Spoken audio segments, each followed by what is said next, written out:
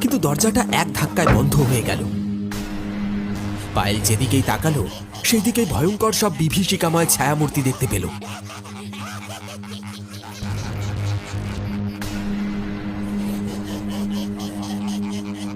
রেস্তোরাঁটা এক অদ্ভুত মৃত্যুপুরীর রূপ নিল।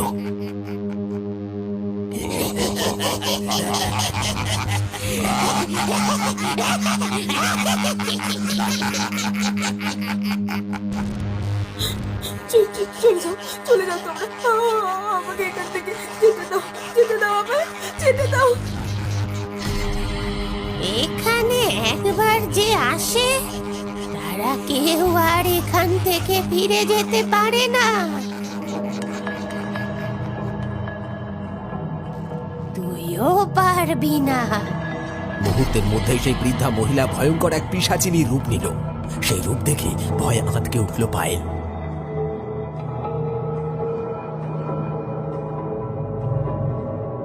পায়েলের পিঠ তখন দেওয়ালে ঠেকে গেছে, কোথাও পালাবার পথ ছিল না তার।